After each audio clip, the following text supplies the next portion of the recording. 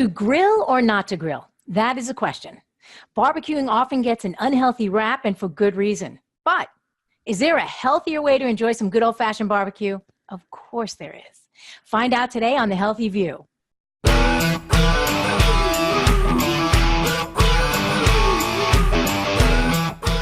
Firing up the grill and cooking your food over a flame is a primal experience. It brings us back to a sense of community and sharing our food with our tribe around a fire. But there are so many unhealthy and dangerous aspects about barbecuing. The caramelization of the sugars, the carcinogenic charring of the meats and the fats. But there are ways to make it healthy. I'm Andrea Beeman, and I'm here with my fabulous co-hosts, Michelle Pfennighaus and Lisa Lutan. And we're going to share with you some of our favorite ways to enjoy your next barbecue. Lisa, what do you got for us? Well, I love throwing barbecues, but I have to be honest, I'm all about the sides. You know, sure, we have burgers or shrimp or whatever, but I love making like a giant salad with fruits on there and vegetables and herbs from my garden.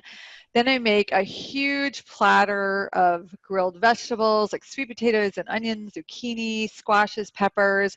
I always usually slice them, but I was somewhere and I saw people actually grilling them whole on the grill. It was the most magnificent thing I'd ever seen. A whole pepper? Like a whole pepper, a whole eggplant, a whole thing of corn. I just stood there staring. I'd never seen anything like it. And they were gorgeous. And I have tried it since. And it really works and saves a ton of prep time. So that was something else. Sometimes I'll make like a side, like a quinoa, but I find you don't even need it. Like when you have all these other things, you know, on hand. And then my favorite dessert that I make for big barbecues is I make banana ice cream. I'm sure you guys know you take frozen bananas and you put them in the Vitamix and you blend it up and throw in maybe some nuts or some cacao nibs, and it's like ice cream. People love it. They go nuts over it. And then I make my fruity water, which is leftover frozen fruit from like those fruit platters that nobody eats, the cantaloupe and like, you know, the honeydew that's all left over. I stick it in the freezer and then I put it in water and it's gorgeous. So when you're making all these other things, like you don't have to be just serving charred, you know, unhealthy food all the time. You can like really minimize some of that by offering all these other things as well. I'm with you, Lisa. I'm all about the salads in the summertime, the barbecues. I'm always going to show up with the big bowl of something, you know, and if you invite me over, I make an awesome salad. It's got beets and pineapple and mint.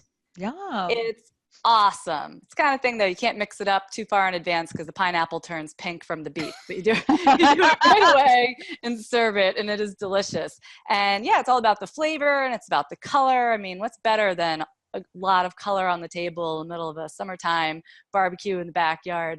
I try to just bypass the burger buns and the hot dog buns and all the buns, because I don't think we need those. I will definitely have a piece of steak or a piece of chicken. I actually make an amazing honey lime chicken. It's marinated overnight. You just Good girl. Keep it in the refrigerator, and trust me, you will not be missing the bun. It is amazing. And we can put a link to the recipe in the show notes. It's from a long time ago on my blog. I've been making that one for years. I don't want a link. I want an invitation. Oh, yeah, come on over. I'll make it for you. The other thing I always think about with these types of parties are like all the peripheral stuff. Like you said, it's the desserts, the condiments. Oh my God, the drinks. You know, this is where things can really get out of hand. So in my world, there's always a fruit salad. Everybody loves it, even if they're putting it on top of their ice cream or whatever else they're eating. On top of their hot dog. Yeah. Filling up the bun with the fruit salad. Hey, whatever works. I'm also a big fan of the white wine spritzer, which is very similar to what you were just talking about. You can do fruit water. You can also do fruit with seltzer water and a bottle of white wine, but that goes a long way towards making things festive, but not as boozy as it would be if you just hit the cooler that's full of beer, right? So that's something pretty that everybody will want to try. Nobody thinks about condiments, though. It's like the last minute thing. You go to the store, you grab the ketchup, you grab the mustard, you grab the relish, and all the ingredients. That stuff is nasty, including relish. You ever read the ingredients on relish? Mm-mm. I thought, oh, it's just pickles cut up. Sugar. It is not just pickles cut up. That's right. But you could put out a pesto. You could do a roasted red pepper spread. You can do an olive spread. Sometimes I make a fruit salsa. That's delicious over grilled fish or chicken. You could do some kind of yogurt dip. I mean, come on, this stuff is great on meats, on vegetables, everything. So once again, I do love a good grilled steak. I'm not going to deny that at all, but it is all about the other items that crowd around the barbecue, sides and salads and condiments. So think about those. I love my girls. I love my girls. While they're picking out, getting all the salads together and getting the fruity waters, fruity tooty melon water and all that stuff, I'll bring the meat. I think we're planning a party right now. I also love a good barbecue. It's, it's everybody's barbecuing in the summertime. It just brings people together. It's such a great way to share time and food with friends and family. And it can be dangerous. It can, cooking meat or fish directly over a flame causes the muscle proteins to form HCAs or heterocyclic amines. And those are mutagenic, meaning they cause the DNA changes that can lead to cancer. And not only that, but the high heat releases fat from the meat that drips down onto the fire and produces that smoke, which is also carcinogenic, and it rises up into the meat, which gives it great flavor. It tastes awesome and totally delicious, but so many studies have shown an increased risk for a wide variety of cancers for people that eat a lot of grilled meats, and especially if that meat is cooked well done. So what can we do, right? We got the sides, Michelle and Lisa are bringing the sides, and we had a marinated chicken, and I'm glad that you said marinate, Michelle, because one of the ways that you can enjoy a barbecue and not worry about dying is simply to marinate your meats before grilling them.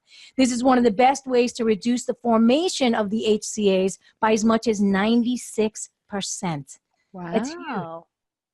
So for a marinade to be effective, you need a few things. You need an acid for the enzyme that tenderizes the meat.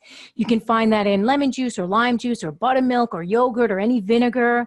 Also add pungent herbs and spices. Those are loaded with flavonoids and antioxidants, and those will reduce the formation of the carcinogens. You can use thyme, oregano, mint, sage, garlic, onion, ginger, rosemary, you name it. You can use any of those. And then some oil for moisture so it goes in. And then, of course, time. The longer the meat marinates, the more tender the meat becomes, the more delicious it is, the easier it is for you to process it, and the less carcinogenic.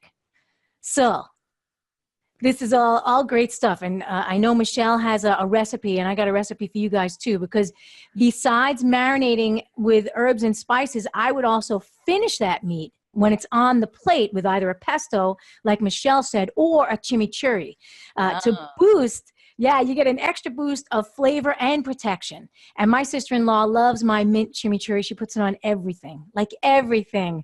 And you can find that recipe on my website, AndreaBeeman.com, and we could put it in the show notes as well.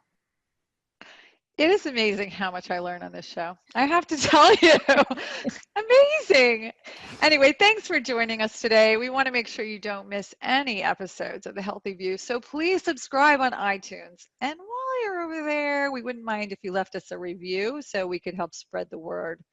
Also, you can sign up for our mailing list at healthyviewshow.com. We just send out a simple email each week announcing the newest episode. That's all for today. We'll see you next time. Yeah, and next time you'll get to learn just as much as Lisa did. Amazing.